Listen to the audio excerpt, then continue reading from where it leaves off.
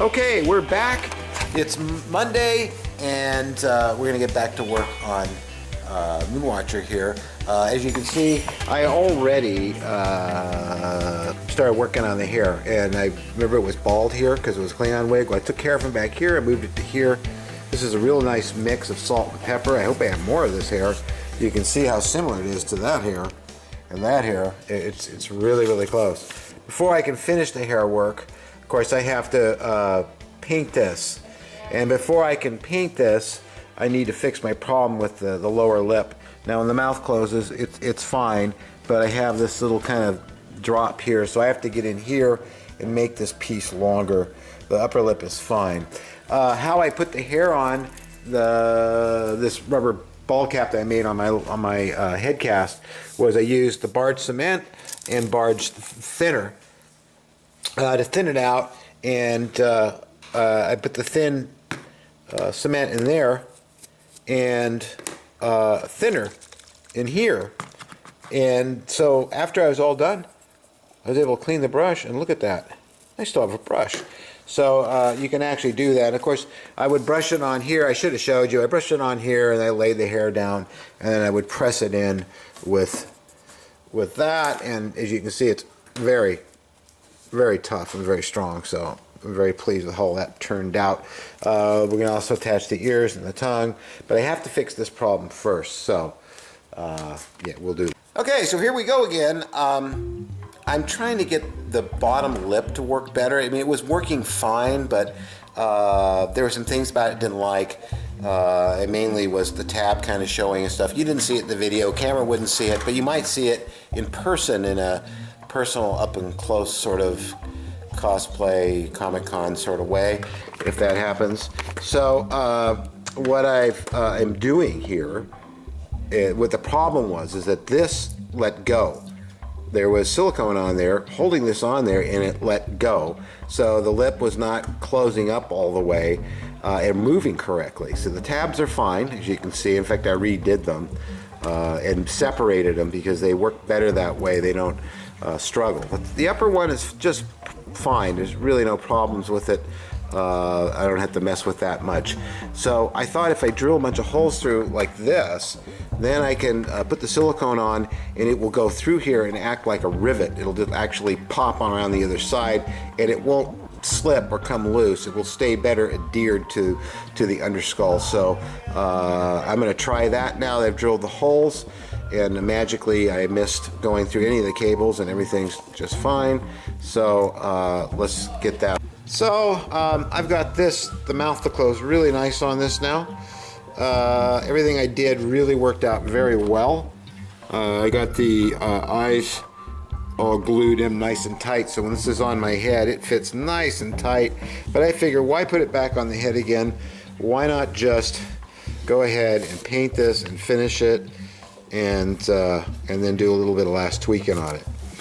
But I'm very pleased. So what I'm going to do next is paint this. I really need to get the paint on, and right now it's got so much powder on it and stuff, it's driving me nuts. So I want to get a base coat of paint on it, and the way I'm going to do it is I'm going to use the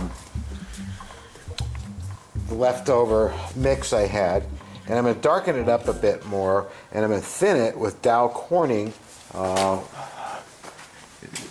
This Dow Corning thinner is really great stuff. Thankfully I have two of them. Oh, that's monomer. Here it is. This is a Dow Corning silicone paint thinner. That's exactly what it's used for. So we'll be using that. So what I've done here is I've mixed 4 grams and 4 grams of A and B gel tin silicone, and it's tinted. And what I'm going to do now is mix this together. Now normally this will give me 15 minutes worth of working time, but with the Dow Corning thinner put in it, thinning it out well enough for it to be painted, it's going to slow that down to about 20 minutes to a half hour, maybe even more. So here I've mixed sort of a ruddy reddish brown black, and it's very thin, you can see now. That's silicone, and I'll be able to shoot that through the airbrush. So here it is after airbrushing. It's real shiny right now because it's still very damp, and it's the nature of silicone to be very shiny this way. I'm going to have to mat this down somehow. And that's something I'm not real clear on, but you can see the freckling effect that I have in there. The camera sort of shows it off more than it really is, but I'm really happy with it. And so what's going to happen tomorrow, oh, this is where I just did some brush work, and that turned out really well too. You see what happens when I mat it down with my finger like that? It goes duller. So it may be that I have to just go over this whole thing tomorrow and just do this. And then over time, the natural dust and everything in the air will take it down. But you can see it's not coming off on my hand, which, well, a little bit of it is. But it is setting up, so that's good. But this stuff here I painted earlier is not coming off my hand, so it's staying right on there, which is really good news. But it's got to be a little less shiny. But I'm very pleased. All the details stayed there. Nothing is gone. So tomorrow we will start doing the hair work on the face. We're going to put the wig on there and get that matted down on there, and then we're going to start laying on hair with thin down silicone, like so, into there, into various parts, like so, and then the rest of it will be done with the hair punch, and you'll see how that's done tomorrow. I'm very pleased so far. So good. Oh, plus the mouth closes really well. I would show you, except we're very sticky right now, and I wouldn't dare do that. Okay, it's wonderful, beautiful Thursday, and we're really closing fast on this first Moonwatcher head. I say first because there's another one that you can see being built over here somewhere. But we're going to get this finished up, and you can see I got all kinds of hair out here. I've got crepe wool, I got a hackle to impale myself on, lots of hair, more of this hair. I mean, I got enough hair here to do 2 Moonwatchers, maybe even 3.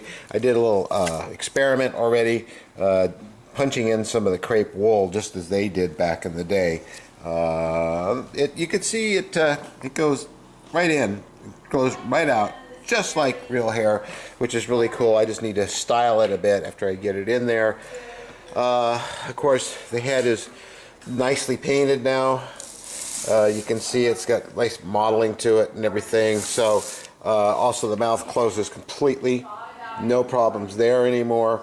So we're ready to finish this. So the first thing I'm going to do is get this wig on to the head here and glue it down some barge cement, and then start with silicone laying hair over onto the silicone. So there we go. I've got the hair blended down from back here to here. What I did is I pulled a lot of hair out of this, which you can just kind of pull out, and now there's not much coming out. So that's the part that actually stayed glued to the latex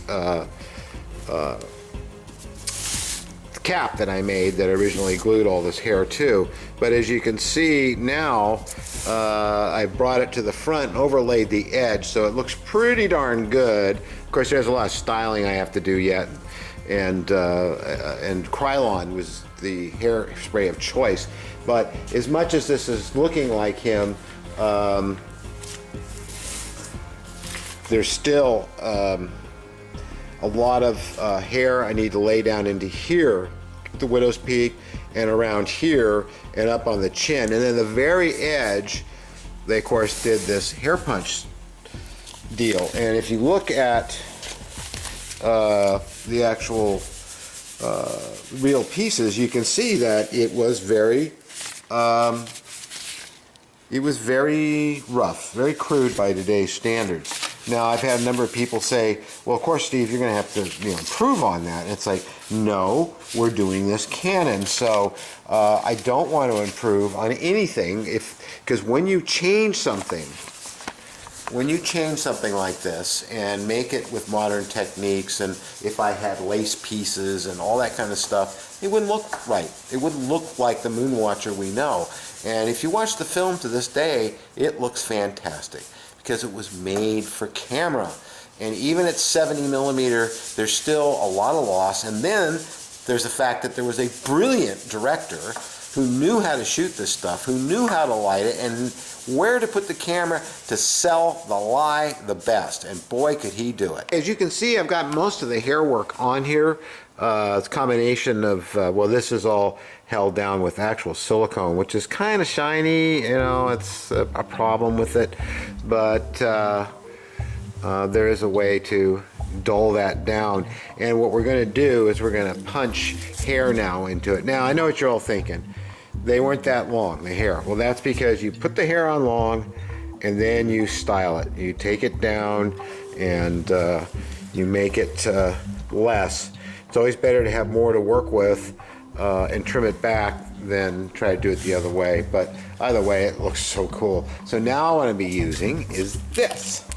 And what this is, let's see if I can get close to it enough. There, now we can see it. You can see that that is.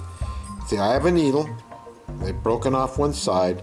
And what happens is when you push that in, the little hook there grabs the hair, pushes it into the foam rubber, or in this case, silicone, and when you pull back out, it leaves the hair in there. And we're going to do that. And we're going to do that all over this and get that hair that they've got in here. And you can see it really clearly here. And that's all punched over to, and there's actually some of the brows too. So we're going to do that next. Now what I have here is a very dangerous instrument called the hackle. Yes, very sharp, pointed, little rusted points on it, and what you do is you run the hair through it like that, and you get this really nice bit of hair. And I've got a mix here of two different types of crepe wool, both with some gray in it, salt and pepper, and some dark brown. And I'm going to punch that into the face. Just punching some hair. You punch through the hair like that, and when you pull it out, you get the hair growing right out of the head instead of gluing it on. It covers over the glue really well, stuff that you did, like that. So you can feather it out, just make it just ever so slight all the way down. You know, I just love punching hair for that reason, and that's what does it. It's just that little needle head broken off, and it just goes and catches that hair like that, pushes it in, and when you pull back out, it leaves the hair behind. Okay, we're coming down the back stretch here, and using a shave, a hair clipper, you know, the electric kind. I went through and trimmed all this back. I had a lot of hair on there and pulled it out. You can see all the punched hair work that I've done. It's very, very similar to what they had in every way, shape, and form. So now I'm putting in the tongue, and I got a little work to do on the mouth, and the tongue's almost glued down now.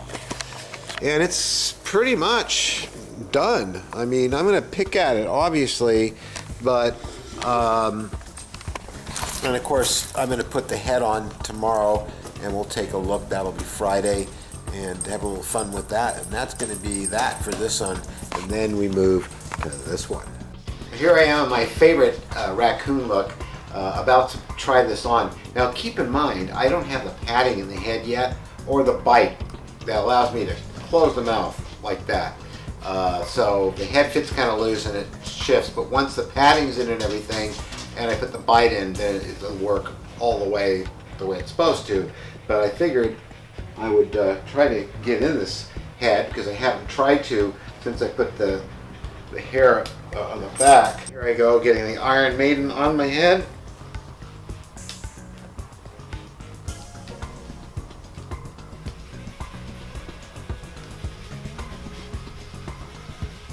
You don't want it to fit loose. Anyway, there we are.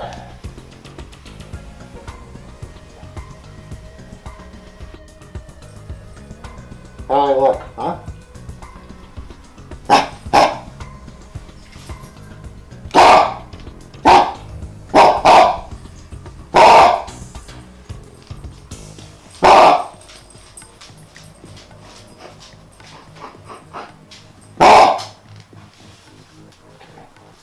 And now I'll take it off.